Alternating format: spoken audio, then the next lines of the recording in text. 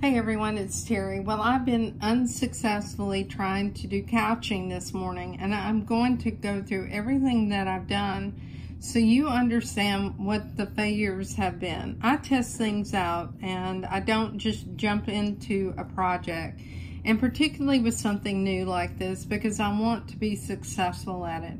And so the recommendation in the manual is for you to test it out, and that's what I'm doing as well. So we're going to talk about what happened with the failures, and you can see right here, this didn't catch. And I think part of the problem was thread delivery. I have another sample, and on that sample I used the right size yarn. I did everything as described, and it didn't catch as well. So the key is adjusting your foot, and it's also the yarn delivery, and it, to a certain extent, it's yarn. This is a number 4 weight worsted thread, but it's loosely worsted together because it has a metallic piece through it. It caught in some instances, and others it didn't. And then that means that this would be a throwaway design. I'm using a number 3 on this, which is smaller than what's recommended, but it's tighter weave. I bought it and I thought, well, let's try it and we'll see if it works. If it does, then I can share it with you. If it doesn't, then I'll have to go find another type of yarn to see if I can catch this. And some of you may have already done this and have been entirely successful. All right, so let me turn on the lights on the machine so it's not so dark. And let's first of all talk about the thread delivery. You'll need to see that I have the yarn over here. What I did is I wound it around a piece of paper. Actually, it was a piece of stabilizer like this. And it's loosely woven. I have this thread spool standing up. I'm coming up through my mess over here to the side. And it's really important that it's in all of these clips, because if it's not, I can assure you it won't work. Now, the other thing that is equally important, or probably one of the more important things, is adjusting this foot. There is actually a screw over here, and this screw moves this foot from left to right. Your needle needs to be over in the left-hand half of it. So what we're going to do is we're going to put the foot on the machine. And one of the things that you need to know, there is a safety feature. Some people end up with a needle going through their foot. So press this icon here. It'll tell you it's going to lower your presser foot. It locks your screen. You notice this is blue.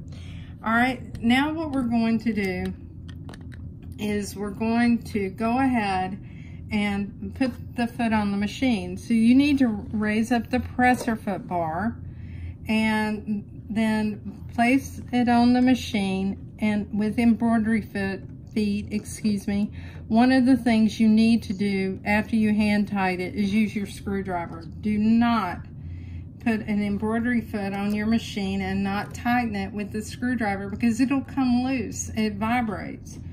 Okay, the next thing we need to do is I'm going to move my hoop so that our design is back to the back. So I'll just go ahead and disengage my safety guide. I'm going to return and I'll choose that design again, and I'll show you how we do that. But what we're going to do is we'll just move this design up on the screen for right now and go to embroidery so the frame will move. All right, so we now have the frame out of the way. And what we're going to do is we're going to look at where the needle is going through by taking the hand wheel, and I can see right now that it is over towards the left-hand side of that foot. What you need to do is take this screwdriver and move this so that it moves over to the left-hand half. And otherwise, when your thread, because all your thread is going to be over in that left-hand side, and you want to make sure that it catches it. Use your needle up and down to make sure that it has clearance. That's really important.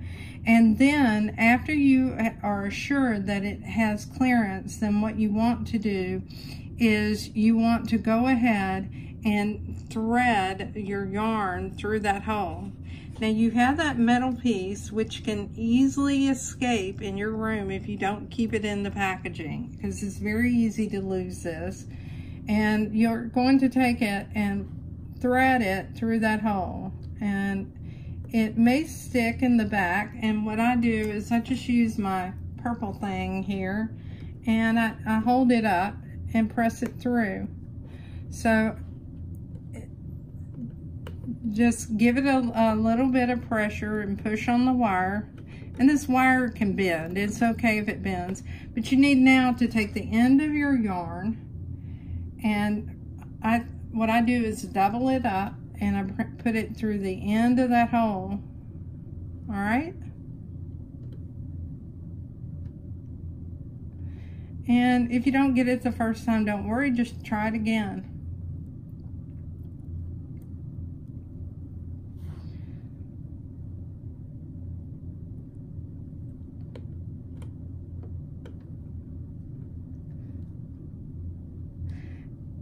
And this is the process you need to go through. This may not be a size of yarn. I bought it specifically because I thought it would be cute with some fall fabric, and it may not work. Make sure you don't have this all knotted up. You want to bring it towards you. And you need to have about 8 inches. So the next thing you need to do is thread your needle. So let's go ahead and thread the needle.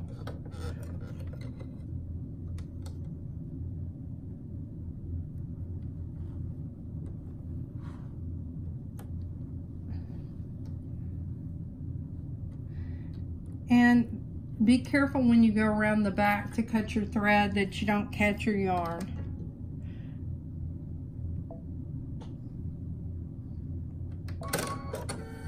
You might get an error message that tells you your thread's not threaded correctly. Now that did not thread, so let me go back and do it one more time. And that's because you've moved your needle position. Okay. So that's done. Now what I'm going to do is I'll cut this off so it's about 8 inches in front of me. And what we're going to do now is this is an 8x12 hoop. It's a hoop that actually came with my dream machine. And we're going to go back to the screen, and I'm going to show you how I chose that design. I'll just choose return and delete and choose OK. All right. The nice thing about these designs, if you go to the C category, there are several designs you can choose from. And what I'm going to do this time is choose something that's a little bit faster than that flower would have been. And I'll choose number 9. It's a leaf, and you can see this is the size of it. Now I'll go to edit, and I'll go to size, and you'll notice it's grayed out here. That's because this is more like artwork. I'm making it as small as I possibly can, simply so that I can do that on this hoop and stitch it out for you as part of this video lesson. All right, the next thing that I'm going to do is I'm going to go back and check everything and make sure all of my thread delivery is good. So go up here, make sure you don't have any knots, everything is loose, it's through your mass. Come around the side, make sure it's through all of the places it needs to be. Because if it's not, I'll promise you it will not work. And ask me how I know. All right, so now what we're going to do is we're going to go ahead and go to embroidery.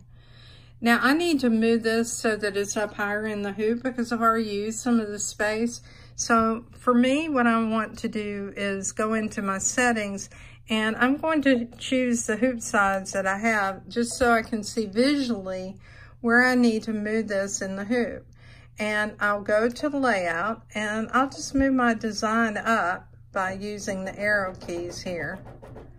All right, so if it's up here in the top of this hoop, and it should be out of the way of most of the other design. Now what we're going to do is choose OK, and we're going to move the camera so you can see it. If you start this out and it's not working, then more than likely it's not going to improve. So that's one of the other things I've learned. So now I also want to show you, let's go into settings, and we're going to see what speed, it may have been on that page. See, this is showing 350 stitches per minute. So our machine is slowing down to a very slow speed, and you cannot adjust it lower than that. Let me go back. That's the default value. You can go higher, but you're not going to go lower. All right, so we're going to go ahead and choose OK. We'll come back, and I've got my yarn is here. It's through all of the holders. Everything looks good. Keep your hand near the stop, because if it's not working right, you're going to want to stop it. So you want to make sure that you keep it in front of you, so that what happens is it's catching that yarn. And right now it's actually doing a good job.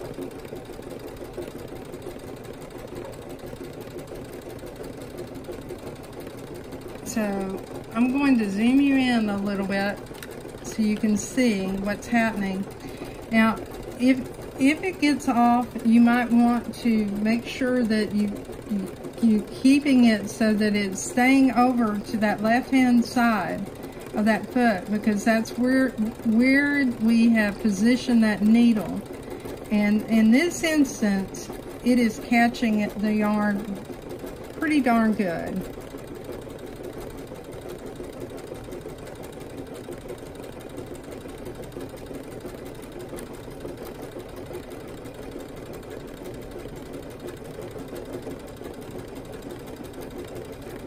You can see in some places it's more or less flattened it out, and in others it just barely caught it.